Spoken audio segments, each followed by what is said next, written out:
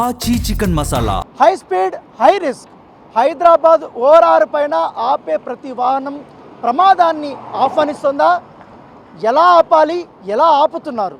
ఈ నిర్లక్ష్యానికి కారణం ఎవరు?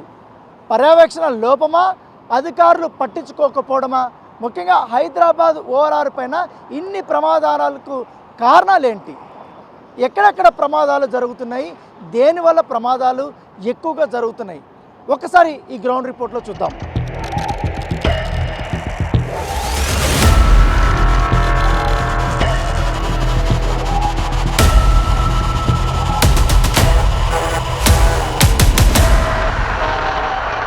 హైదరాబాద్కి మణిహారంగా ఉన్నది ఔటర్ రింగ్ రోడ్డు. ఇప్పుడు ఇదే ఔటర్ రింగ్ రోడ్డు పైన ప్రమాదాలకి కేర్ ఆఫ్ అడ్రస్గా మారుతుంది. అధిక వేగంతో వెళ్ళేటువంటి వెహికల్స్ అదుపు తప్పుతున్నాయి, ఆగిపోతున్న వాహనాలు గుద్దుతున్నారు, ప్రాణాలని గాల్లో కలిపేస్తున్నారు. ఈ నిర్లక్ష్యం ఎవరిది? ముఖ్యంగా వాహనాలు అధిక స్పీడ్తో నడుపుతున్నటువంటి వాహనదారులదా, లేకపోతే ఎమర్జెన్సీ పర్పస్ మీద లెఫ్ట్ సైడ్ కానీ రైట్ సైడ్ ఆపేటువంటి ఆ వాహనాల డ్రైవర్దా, లేకపోతే పర్యవేక్షణ లోపం వల్ల? ఎందుకంటే కొన్ని నియమ నిబంధనలు కూడా ఉన్నాయి.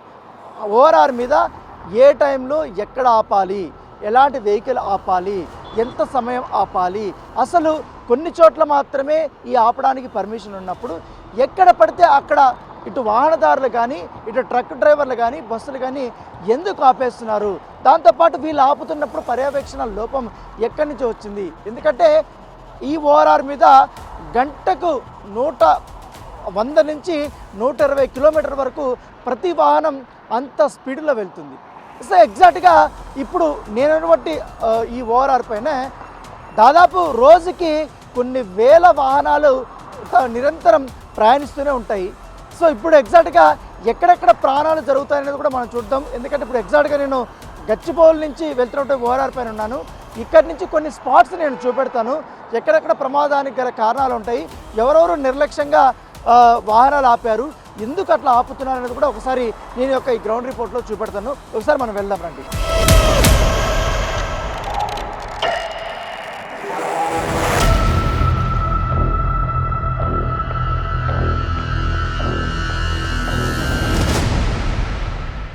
గంటకి 120 కిలోమీటర్లు వెళ్ళే వాహనాలు ఎమర్జెన్సీ పర్పస్ కోసం వాడడానికి, ముఖ్యంగా ఓఆర్ఆర్ పైన ఇలాంటి ఎమర్జెన్సీ ఆపడానికి వెహికల్స్కి ఇక్కడ ఒక స్పేస్ అనేది ఏర్పాటు చేశారు. సో చూడవచ్చు. సో ఇట్లా ఎమర్జెన్సీ పర్పస్ మీద వాహనాలు ఇప్పుడు నేను చూపిస్తున్నటువంటి వెహికల్స్ కానీ ఇవన్నీ కూడా అక్కడ వాళ్ళు ఏమన్నా అంటే ఒక టైర్లు ఒకసారి గాలి తక్కువ ఉందని చెప్పుకోవచ్చు, లేకపోతే ఇంకేమైనా విషయాల మీద ఒక్కసారి లెఫ్ట్ సైడ్ ఆపుతుంటారు వెహికల్స్. ఆ లెఫ్ట్ సైడ్ ఆపుతున్నటువంటి వెహికల్ని ముందు అతి వేగంగా వస్తున్నటువంటి వాహనాలు చూడకుండా ఓవర్టేక్ చేయకపోయి ముందుకు వెళ్ళబోయే క్షణంలో ఒక్కసారిగా వాటిని గుద్దేస్తున్న పరిస్థితి కనపడుతుంది. సో చూడొచ్చు ఇప్పుడు ఎంత వేగంగా అయితే వాహనాలు వస్తున్నాయో ఓఆర్ఆర్ మీద.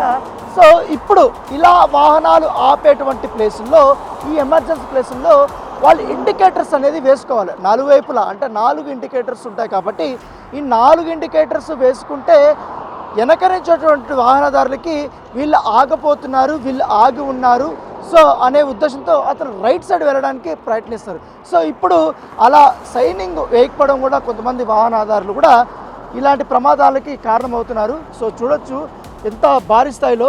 సో ఇంత దాదాపు 150 మీటర్స్ దాకా కూడా ఈ యొక్క ఎమర్జెన్సీ లేను అత్యవసరంగా ఇక్కడ ఆపుకోవడానికి, అంటే కేవలం కొత్త సమయం మాత్రమే ఉంటుంది ఆపడానికి. సో ఆ సమయాన్ని మించితే ఇక్కడ పెట్రోలింగ్ వాహనాలు కూడా వస్తాయి. అసలు ఇట్లా ఆగి ఉన్నటువంటి వెహికల్స్ ఎంతసేపు ఆగుతున్నాయి, పెట్రోలింగ్ మొత్తం పర్యవేక్షణ ఏ విధంగా ఉంది ఒకసారి మనం చూద్దాము. ఎందుకంటే ఆగడానికి కూడా కారణాలు కూడా ఉంటాయి ఒక్కొక్క వెహికల్కి, ట్రాకర్ కానీ, బస్సు కానీ, లేకపోతే కారు కానీ. సో వారు చెప్పేటువంటి కారణాలు ఏమై ఉంటాయి, ఎట్లా ఉండబోతుంది అనేది నేను ఒకసారి ఎగ్జాక్ట్గా నేను ఈ యొక్క ఓఆర్ఆర్ మీద చూపించబోతున్నాను. ఒకసారి చూద్దాం రండి.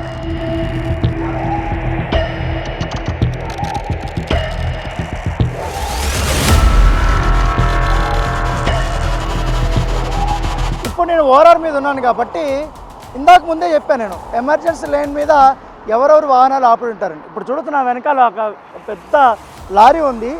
ఎమర్జెన్సీ ప్లేస్ మీద ఇక్కడ ఆపేశారు. అంటే ఇది ఎంతసేపటి నుంచి ఆగి ఉంది ఏంటి అనేది కూడా మనకు తెలియదు. సో ఇది ఏ రాష్ట్రానికి సంబంధించిన హర్యానాకి సంబంధించినటువంటి లారీగా కూడా మనకు తెలుస్తుంది. ఇంత భారీ స్థాయిలో, ఎందుకంటే ఇంత హై స్పీడ్లో వాహనాలు వెళ్తుంటాయి కాబట్టి ఇక్కడ ఎంతసేపటి నుంచి వాహనం ఉంది ఏంటనేది కూడా ఎవరికి తెలియదు. ఇంత ప్రమాదాలు జరుగుతున్నటువంటి సమయంలో ఇక్కడ బ్రేక్ వేయడానికి కూడా సమయం ఉన్నటువంటి సిచ్యువేషను. సో ఇలా హై స్పీడ్లో వస్తున్న వాహనాలకి ఇలా ఆపడం వల్ల ఎక్కువసేపు, అంటే అరగంట పాటు ఇక్కడ ఆపడం వల్ల కూడా కొంతమంది ఇక్కడ లెఫ్ట్ సైడ్ ఎమర్జెన్సీ పర్పస్ మీద మరో వెహికల్ ఆపడానికి కూడా ఇబ్బంది అవుతుంది. సో చూడొచ్చు, ఇలాంటి వాహనాలపైన ఇప్పుడు ప్రమాదాలకి కారణాలు అవుతున్నాయి. దాంతోపాటు ఇప్పుడు ఇక్కడ లారీ ఆగింది కాబట్టి ఇంత భారీ స్పీడ్లో ఇప్పుడు వెహికల్ పోతున్నాయి. ఇప్పుడు ఆ లారీ అక్కడ అడ్డుగా ఉందనేసి ఇప్పుడు చూడండి ఎన్ని కార్లు అక్కడ ఆగుతున్నాయో, అక్కడ కార్లు ఆగి అటుపోతున్నాయి. సో ఇంతకొద్ది ఇక్కడ ఒక కారు ఉంది, దాని వెనకాల ఇంకొక కారు ఉంది. సో ఇక్కడ ఇట్లా ఇండికేటర్ వేసుకుంటే ఎవరు అన్నా గుర్తుపడతారు, ఇండికేటర్ వేయకపోతే గుర్తుపట్టకనే. ఎందుకంటే ఇంత భారీ స్థాయిలో స్పీడ్లో వెళ్తుంటాయి కాబట్టి ఒక్కసారిగా కూడా వాళ్ళు కూడా లెఫ్ట్ తీసుకోవడానికి, వాళ్ళు కూడా ఎమర్జెన్సీ లేన్ని వాడుకోవడానికి ప్రయత్నిస్తుంటారు కాబట్టి ఆ అదుపు తప్పి ఇలా గుద్దేస్తున్నటువంటి సందర్భాలు కూడా ఉన్నాయి. కనీసం ఇప్పుడు నేను డ్రైవర్తో మాట్లాడడానికి చూద్దామంటే ఈ లారీలో ఎవ్వరు లేరు, ఒక్కరు కూడా లేరు. సో ఇది ఏం ప్రమాదం ఉంటే ఏంటని కూడా తెలియదు. సో వీళ్ళంతా కూడా లాక్ వేసుకొని వెళ్ళిపోయారు. సో ఇలాంటి వెహికల్స్ మీద ఖచ్చితంగా ప్రత్యేకమైనటువంటి నిఘా ఉండాలి. సో ఇక్కడ ఏమన్నా బ్రేక్ డౌన్ అయిపోతే వెంటనే మెకానికల్ పిలిపించి, లేకపోతే ట్రాఫిక్ పోలీసులు కూడా పెట్రోలింగ్ చేస్తున్నారు కాబట్టి దేనికి ఇలా ఆపారనేది కూడా కనుక్కొని వెంటనే వాళ్ళకి కావాల్సినటువంటి సదుపాయాలు ఏర్పాటు చేయడానికి అవకాశం ఇవ్వాల్సిన అవసరం ఉంది. సో ఇంకా ఎక్కడెక్కడ ఏ ప్లేసుల్లో ఇలా వాహనాలు ఆపి ప్రమాదాలు కారణమవుతున్నాయో ఒకసారి మనం చూద్దాం. నా వెనుక భాగాన 2 కార్లు ఉన్నాయి. సో ఆ 2 కార్లు కూడా ఇండికేటర్స్ వేశారు. సో ఇండికేటర్స్ వేయడం వల్ల ఏమవుతుందంటే ఇప్పుడు ఇంత భారీ స్థాయిలో వెళ్తున్నాయి కదా, చూడండి ఎంత స్పీడ్గా వెళ్తున్నాయి కార్లు. సో అక్కడి నుంచి దాదాపు 100 మీటర్ల దూరం నుంచి కూడా ఇక్కడ ఇండికేటర్స్ వేశారు. ఇక్కడ మనము కార్లు ఉన్నాయి. సో కొంచెం ముందుకెళ్ళి మనం ఆపుకోవచ్చు, లేకపోతే ఇటువైపు లెఫ్ట్ సైడ్ కూడా వెళ్ళకూడదు అనేది కొంతమంది అనుకుంటారు కాబట్టి సో ఈజీగా వెళ్ళిపోతారు. సో ఇప్పుడు ఉన్న కార్లు చూడండి ఇండికేటర్స్ వేస్తున్నారు, ఇందాక ఇప్పుడు వెళ్ళిపోయాయి.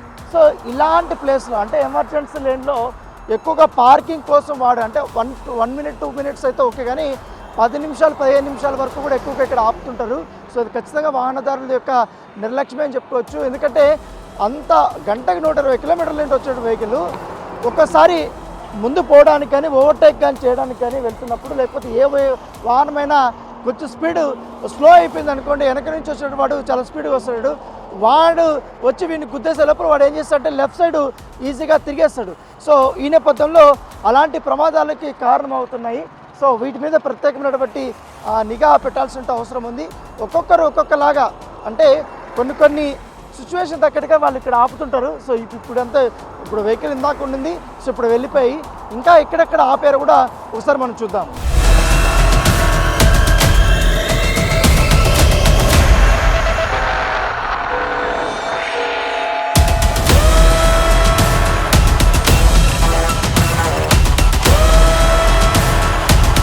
ప్రస్తుతం నేను ఓఆర్ఆర్ దగ్గర ఒక ఎగ్జిట్ గేట్ దగ్గర ఉన్నాను.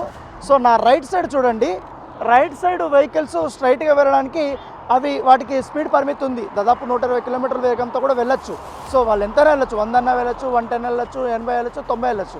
అయితే లెఫ్ట్ సైడ్ మాత్రం ఎగ్జిట్ అవ్వడానికి ప్లేస్ ఉంది. సో చాలామంది ఏం చేస్తారంటే ఈ ఎగ్జిట్ వెళ్ళడానికి సమయంలోనే సైనింగ్ బోర్డులు కూడా ఉంటాయి. ఇప్పుడు అక్కడేమో 60 కిలోమీటర్ ఉంది, కొంచెం దూరం వెళ్తే 40 కిలోమీటర్స్ ఉంది, అంత స్పీడ్లో మాత్రమే రావాలి అండి.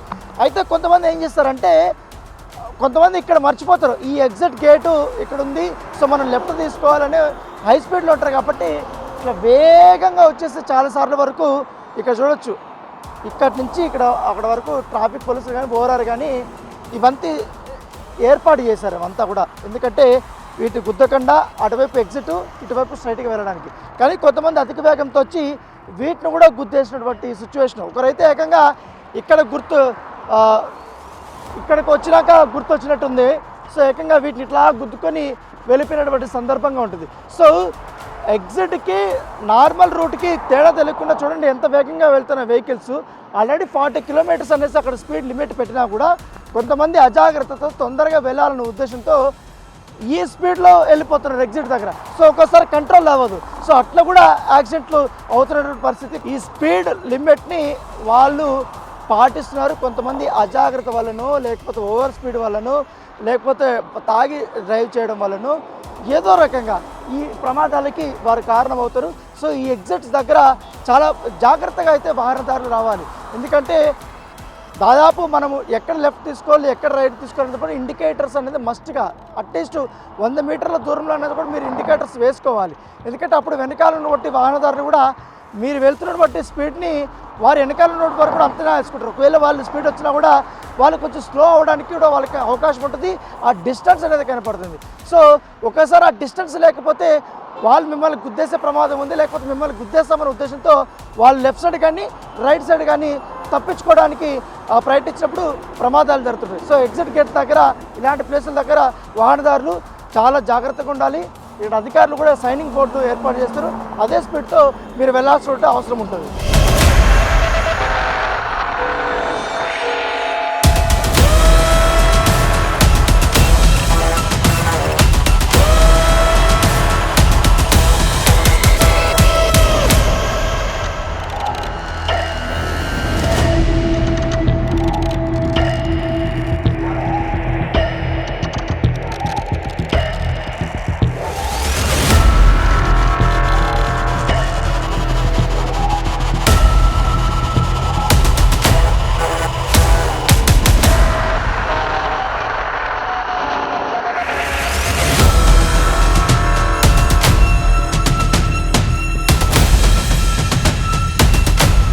ఓఆర్ఆర్ మీద కేవలం పగలపూట మాత్రమే ఈ ప్రమాదాలు జరగటం లేదు, రాత్రిపూట చాలా ఎక్కువగా ఉంటాయి. ఎందుకంటే రాత్రిపూట వాహనాల సంఖ్య వెళ్ళడం అనేది కొంచెం తక్కువ ఉంటుంది కాబట్టి రోడ్డు కూడా చాలా ఫ్రీగా ఉంటుంది. ఈ నేపథ్యంలో చాలా అధిక వేగంతో 150 కంటే 120 కంటే కూడా ఇంకా ఎక్కువగా స్పీడ్తో వచ్చిన కార్లు కూడా ఉన్నాయి. దాంతోపాటు అంత అధిక వేగంతో వస్తుంటాయి. కానీ కొంతమంది కొన్ని ఎమర్జెన్సీ పర్పస్ వల్ల కార్లు కానీ లారీలు కానీ ఆపుతుంటారు. సో ఆ సందర్భంలో వాళ్ళు నైట్లో రిఫ్లెక్టర్ని వేయకపోవడం వల్ల లేకపోతే మొత్తం డివైడర్ ఉన్నటువంటి ప్లేసుల్లో కార్లు ఆపేటప్పుడు మొత్తం వాళ్ళు సైరన్ బోర్డ్స్ పెట్టకుండా ఉండడం వల్ల చాలా ఇబ్బందులు పడుతున్నారు. దానివల్ల కూడా ప్రమాదాలు చాలా వరకు జరుగుతాయని చెప్తున్నారు. ఎందుకంటే ఖచ్చితంగా రిఫ్లెక్టర్లు అనేది పెట్టుకోవాల్సిన అవసరం ఉంది. దాంతోపాటు వార్నింగ్ హెజార్డ్స్ అనేది పెట్టుకోవాల్సిన అవసరం ఉందని చెప్తాను.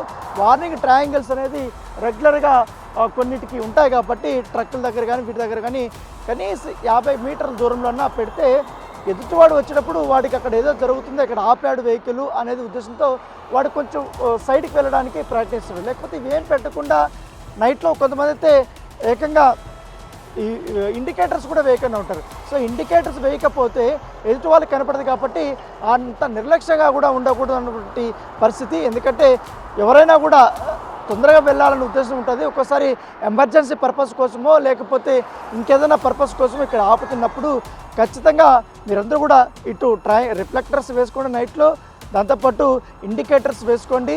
50 మీటర్ల దూరంలోనే ఒకవేళ ట్రక్కులు కానీ బస్సులు కానీ ఇలాంటివి ఆగినప్పుడు ఖచ్చితంగా ఆ వార్నింగ్ ట్రయాంగిల్స్ అనేది మీరు మస్ట్ అండ్ షుడ్గా పెట్టుకోవాల్సిన అవసరం ఉంటుంది. సో ఆ తప్పిదాలు మాత్రం ఎవరు చేయకూడదు. ఎందుకంటే మనం తప్పు చేసిన తర్వాత ఇక్కడ అధికారులను తప్పు పట్టడము, నిర్వహణ లోపం మీద తప్పు పట్టడం అనేది ఖచ్చితంగా ఇది మనం ఉపేక్షించేది కాదు.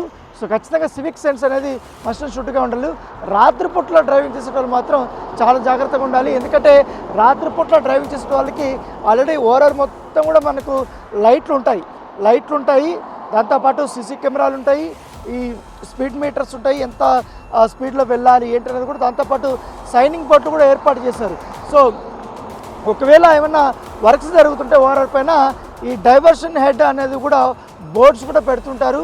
దాంతోపాటు కొన్ని చోట్ల నో పార్కింగ్ బోర్డులు కూడా వారు ఏర్పాటు చేశారు. దాంతోపాటు కొన్ని చోట్ల ఎంత స్పీడ్లో ట్రక్కులు వెళ్ళాలి, ఎంత స్పీడ్లో బస్సులు వెళ్ళాలి, ఎంత స్పీడ్లో కార్లు వెళ్ళాలి అనే దానిపై కూడా కొన్ని సైనింగ్ బోర్డులు కూడా ఏర్పాటు చేశారు. వాటిని అంతా కూడా మనం దృష్టిలో పెట్టుకోవాల్సిన అవసరం ఉంది. సో అజాగ్రత్తగా అయితే డ్రైవింగ్ చేయకూడదు మనం.